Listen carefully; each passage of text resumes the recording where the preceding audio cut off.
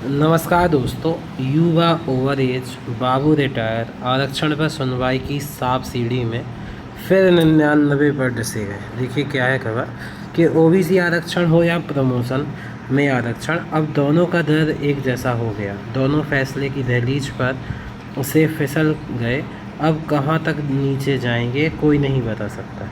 देखिए क्या है खबर कि मध्य प्रदेश में आजकल न्याय कोई अधिकार नहीं बल्कि सांप सीढ़ी का वह क्रूर खेल बन गया है जिसमें एक आम आदमी अपनी पूरी जवानी बची कुची नौकरी खपा रहा है। वह धक्के खाते हुए तारीखें गिनते हुए 99 के उस जादुई अंक पर तक पहुंचता है जहां से इंसाफ का दरवाज़ा साफ दिखने लगता है। और तभी सिस्टम का एक ऐसा अदृश्य सांप उसे डसता है कि वह लुढ़क कर वापस जीरो पे आ गिरता है। देखिए क्या है खबर कि इस व्यवस्था का सबसे क्रूर सच देखना है तो उन लाखों बेरोजगार युवाओं से देखिए जो इंदौर के भंवरकुंआ या भोपाल के एमपी नगर के आसपास 10 बाई 10 के कमरों में अपनी जवानी गला रहे हैं। 2019 से 27% ओबीसी आरक्षण का मामला अटका है। 87:13 का एक ऐसा तिलिस्मी फार्मूला हमारे महान सिस्टम ने ईजाद किया है जिसने 13% पदों को होल्ड पर डाल दिया। मतलब आप पीएससी या शिक्षक भर्ती की परीक्षा पास कर लीजिए, मेरिट में आ जाइए, लेकिन सरकार आपको होल्ड पर रखेगी। ये 13% युवा शंकु बने लटके हैं। किसी के सिर के बाल उड़ गए, कोई ओवरएज हो गया और किसी की शादी टूट गई। इस मानवीय पीड़ा को देखकर सुप्रीम कोर्ट का दिल पसीजा। 19 फरवरी को शीर्ष अदालत ने एक आदेश दिया कि यह मामला 2019 से लंबित है और हजारों पदों पर भर्तियां रुकी हैं, इसलिए हाई कोर्ट एक विशेष खंडपीठ बनाए और 3 महीने में इसे निपटाए। युवाओं को लगा कि चलो अब तारीख पे तारीख का यह कलंक मिटेगा। चीफ जस्टिस संजीव सचदेवा और जस्टिस विनय सराफ की बेंच ने सुनवाई की, लेकिन यही हमारे सरकारी सिस्टम की बैलगाड़ी ने अपना रंग दिखाया। सुप्रीम कोर्ट के आदेश के लगभग 2 महीने बाद अंतिम सुनवाई के वक्त पता चलता है कि सुप्रीम कोर्ट के से वापस भेजे गए मुकदमों का रिकॉर्ड ही हाई कोर्ट नहीं पहुंचा है।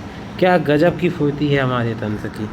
जब तक फाइलें तलाशी गईं तब तक हमारे चीफ जस्टिस के सुप्रीम कोर्ट और बेंच के दूसरे जस्टिस सराफ का इंदौर तबादले का समय हो गया। विशेष खंडपीठ भंग हो गई। किस्मत सिर्फ बेरोजगारों से ही नहीं रूठी, उन 2 लाख सरकारी कर्मचारियों के साथ भी इसने ऐसी ही क्रूर मजाक किया जो 2016 से अपने प्रमोशन की राह देख रहे हैं। 2025 में नए नियम बने तो 40 याचिकाओं के साथ मामला फिर कोर्ट पहुंच गया। इसी बेंच ने लंबी सुनवाई की और 17 फरवरी को 2 लाख कर्मचारियों के भविष्य का फैसला सुरक्षित रख दिया। अब फैसले से पहले ही बेंच बदल गई। कानून के मुताबिक नई बेंच के सामने नए सिरे से बहस की ज़्यादा संभावना है। यानी जो कर्मचारी 2016 से इंतजार में था कि रिटायरमेंट से पहले उसका हक मिलेगा, वह अब शायद उसी कुर्सी से बाबुओं की तरह विदा हो जाएगा। उस कर्मचारी के खोए हुए वक्त की भरपाई कौन करेगा। ये सही है कि जजों का प्रमोशन और ट्रांसफ़र एक स्वाभाविक और आवश्यक प्रशासनिक प्रक्रिया है, लेकिन यह असल कटघरे में तो वह कार्यपालिका है जो ऐसे कच्चे नियम बनाती है कि वे अदालतों में टिक ही नहीं पाते। असली जिम्मेदार वो तंत्र है जो सुप्रीम कोर्ट से एक ज़रूरी केस का रिकॉर्ड हफ्तों तक हाई कोर्ट नहीं पहुंचा पाता।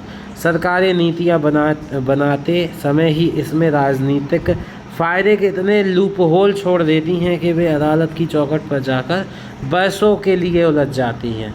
और जब अदालतें उस कचरे को साफ करने की कोशिश करती हैं तब तक वक्त का ऐसा पहिया घूमता है कि इंसाफ मुहावरा बन के रह जाता है।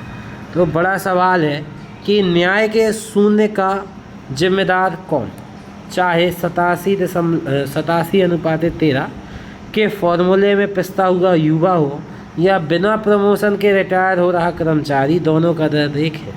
जब 17 फरवरी का सुरक्षित फैसला फिर से शून्य पर आ जाए और 3 महीने का सुप्रीम कोर्ट का अल्टीमेटम फाइलों की सुस्ती में गुम हो जाए तो जनता न्याय की गुहार किससे लगाए। जो पीढ़ी अदालत की चौखट पर ओवर एज हो रही है, क्या सरकार के पास उनकी बर्बाद हुई जवानी और टूटे हुए सपनों को लौटाने का कोई फॉर्मूला है, या फिर इस प्रदेश का आम आदमी ऐसे ही सांप सीढ़ी में उलझकर डसा जाता रहेगा।